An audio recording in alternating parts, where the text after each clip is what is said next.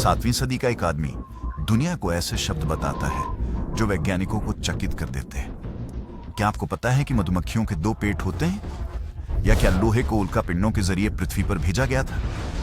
या क्या हमें पता है कि समुद्र के गहरे अंदरूनी लहरें होती हैं? हाँ, आपने सही सुना। इस व्यक्ति ने 1400 साल पहले और भी कई आश्चर्यजनक तथ्य प्रकट किए थे। उस समय उनके आसपास के लोग कहते थे कि वह पागल हैं और बिल्कुल विश्वास नहीं करते थे, लेकिन वह बताते रहे। जो खुलासे उन्हें अरब के रेगिस्तान में एक अंधेरे गुफा में मिले थे। पागलपन लगता है ना? आधुनिक विज्ञान न केवल इन तथ्यों की खोज शुरू कर रहा है जो वैज्ञानिक तथ्यों के अनुसार बिल्कुल सही है। अभी तक इनमें से किसी को भी गलत साबित नहीं किया गया है। दिमाग को हिला देने वाला है ना? तो देखते रहें आज के 3 चौंका देने वाले तथ्य जानने के लिए हमारे अगले एपिसोड में। और जानने के लिए सब्सक्राइब बटन दबाएं। शहद की मधुमक्खियों के बारे में चौंकाने वाला सच, ये पागलपन है। क्या आप जानते हैं कि शहद की मधुमक्खियों के 2 पेट होते हैं? हाँ, आपने सही सुना, 2 पेट। पागलपन है ना? आधुनिक विज्ञान ने पुष्टि की है कि शहद की मधुमक्खियों के 1 नहीं बल्कि 2 पेट होते हैं। एक खाने को पचाने के लिए और दूसरा एक विशेष शहद पेट जो अमृत को संग्रहित करने और उसे शहद में बदलने के लिए होता है। रोमांचक है ना? लेकिन रुकिए, यह कैसे संभव है कि यह आश्चर्यजनक तथ्य 1400 साल पहले उल्लेखित किया गया था? अरब रेगिस्तान में रहने वाले एक अशिक्षित व्यक्ति ने बातें कही जो बाद में संकलित होकर आज जिसे हम कुरान कहते हैं वह बना। और इस किताब में मधुमक्खियों के बारे में एक आयत है जिसे आधुनिक विज्ञान ने सदियों बाद जाकर पुष्टि की। उनके पेट से एक पेय निकलता है जो विभिन्न रंगों में होता है और इसमें लोगों के लिए उपचार है। अनहल। रुकिए, पेट? कोई व्यक्ति एज हुआ 400 साल पहले यह कैसे जान सकता था? कैसे एक अनपढ़ आदमी जो रेगिस्तान से था कुछ ऐसा बयान कर सकता था जिसे विज्ञान सदियों बाद खोजेगा? जब तक ये शब्द हमारे सृजनहार से नहीं आए हों और बातें यहीं खत्म नहीं होती। कुरान में कहा गया है कि मधुमक्खियों का यह पेय विभिन्न रंगों में होता है, लेकिन ऐसा क्यों? आधुनिक विज्ञान अब हमें बताता है कि शहद का रंग उस फूल पर निर्भर करता है जिससे मधुमक्खियां रस इकट्ठा करती हैं। शहद सुनहरे अंबर से लेकर गहरे लाल, यहाँ तक कि लगभग काले तक हो सकता है। ये सब रस के स्रोत पर निर्भर करता है।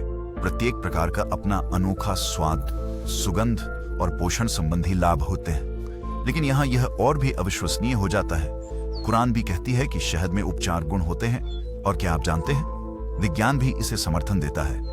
शहद एंटीऑक्सीडेंट से भरपूर होता है।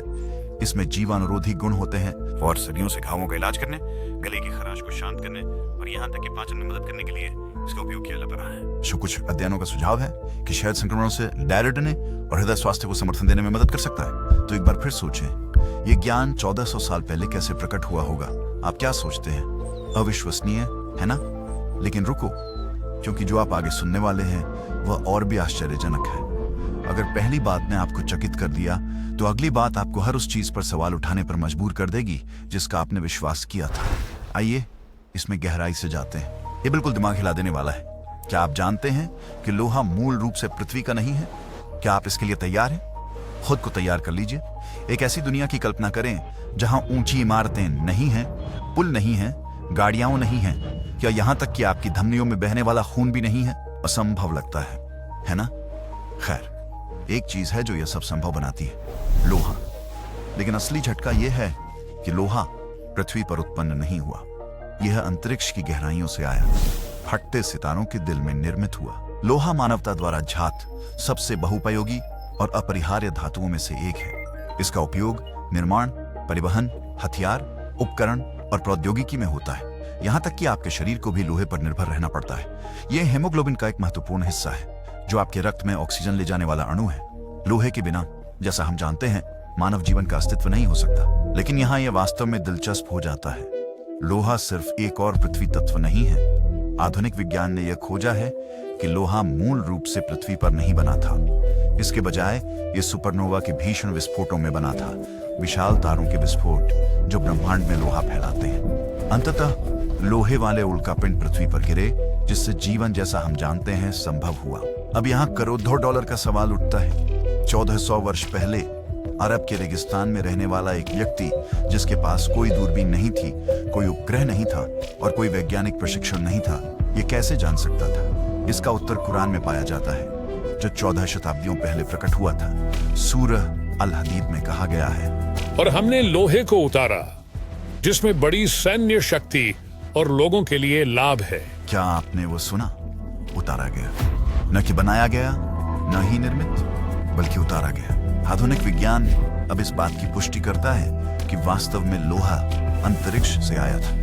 यह सचमुच उल्कापिंडों के माध्यम से पृथ्वी पर भेजा गया था। 7वीं शताब्दी की एक किताब में यह ज्ञान कैसे हो सकता है, संयोग या ईश्वरीय प्रकट होने का अचूक प्रमाण, आप तय करें।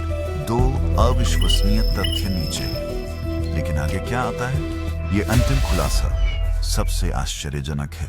यह ऐसा तथ्य है जो आपको रुककर सोचने पर मजबूर कर देता है। क्या यह सच में संयोग हो सकता है? खुद को तैयार कर लें, क्योंकि एक बार जब आप इसे सुन लेंगे तो वापस जाने का कोई रास्ता नहीं होगा। कुछ ऐसा जो महासागर की गहराई में भी अब तक छिपा हुआ था। समय हम सूर्य लहरों के बारे में जानते हैं, लेकिन क्या आप जानते हैं कि समुद्र के गहरे भीतर भी लहरें होती हैं जो मानव आंखों से दिखाई नहीं देती? हाँ, महासागर के नीचे लहरें। और सोचिए, क्या कुरान ने इसे पहले उल्लेख किया था? कल्पना कीजिए कि आप महासागर में इतनी गहराई तक गोता लगा रहे हैं कि सूर्य का प्रकाश आप तक नहीं पहुंच पाता। आप अपना हाथ बाहर निकालते हैं, लेकिन आपको कुछ दिखाई नहीं देता, बस पूरी तरह से अंधेरा। लेकिन अगर मैं आपसे कहूं कि सतह के नीचे, मानव आंखों से छुपा हुआ, लहरों के नीचे लहरें हैं, शक्तिशाली आंतरिक लहरें जो समुद्र की गहराई में चलती हैं। अब यहां चौंकाने वाला हिस्सा आता है। इसे पहले ही 1400 से अधिक साल पहले कुरान में वर्णित किया गया था। सूरह अन-नूर में अल्लाह अविश्वासियों की स्थिति को एक अद्भुत उपमा के माध्यम से वर्णित करते हैं। अविश्वासियों की स्थिति गहरे समुद्र में अंधकार जैसी है।